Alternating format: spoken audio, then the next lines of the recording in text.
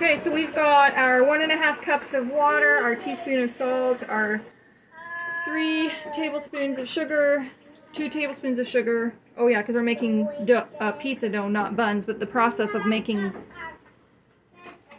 pizza dough and bread dough are the same for this recipe. And the 1/4 cup of oil. And the yeast. So the yeast is in here as well, the 3.5 teaspoons of instant yeast. So now I'm working on adding the flour, and you don't add it all at once.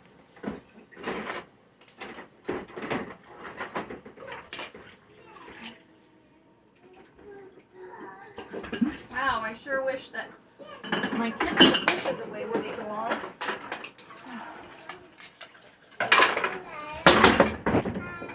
So you start by adding 1 cup at a time.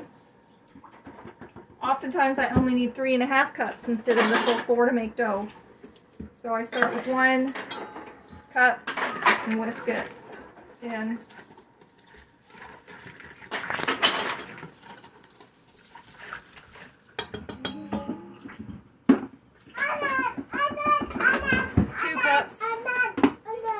Whisk it in, and then after this it'll be too thick. Schnocks. It'll be too thick to use a whisk anymore, but this just helps to incorporate it quickly off the start.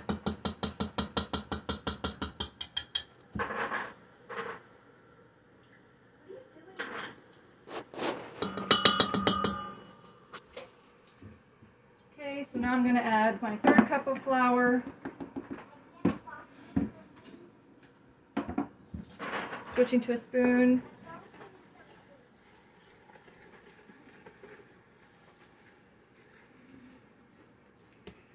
Scraping my sides as I go.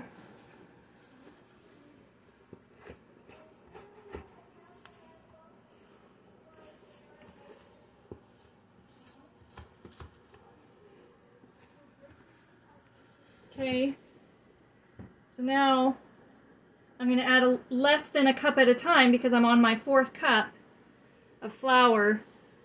And if you add more flour than you actually need, your buns will be heavier and not as soft. So you go by feel, not by the recipe. So here's my last cup of flour.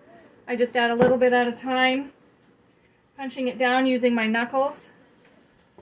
Flipping it over, punching it down using my knuckles.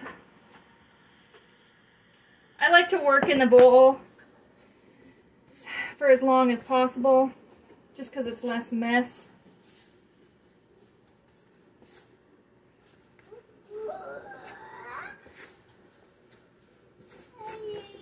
Again, scraping bowls down at the sides as much as often, so that you're not getting great big chunks of flour stuck to the side of the bowl. Now I'm starting to knead because it's getting drier.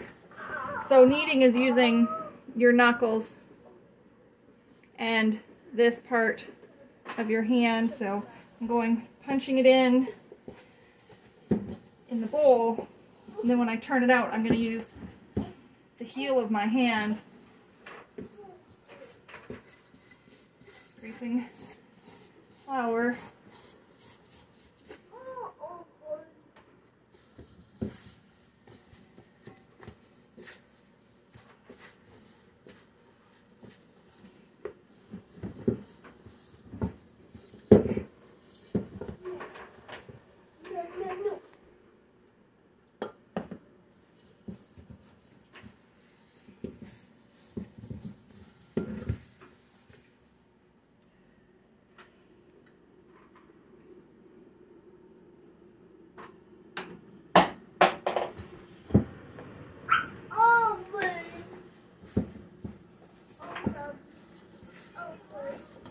Okay, so this is, see how it's not really sticking to my hand anymore? Now I'm going to turn it out onto a floured surface.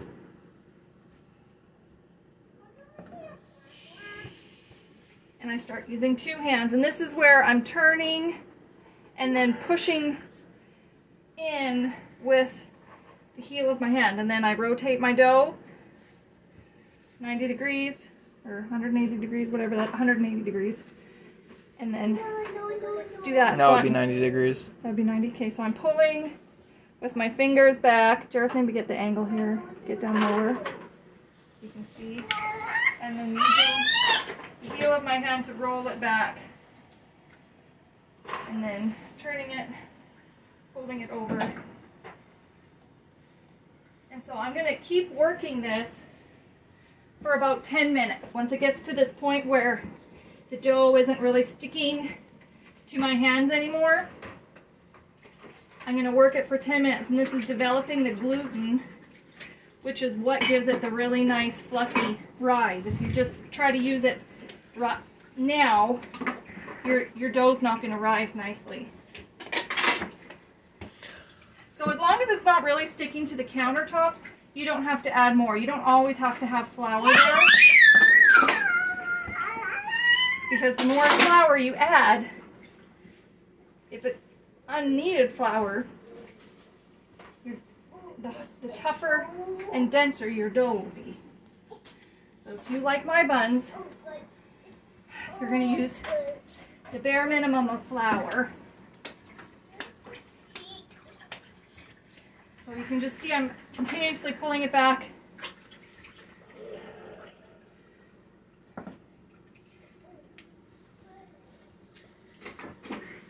And pushing forward with the heel of my hand, rolling it, pushing it back.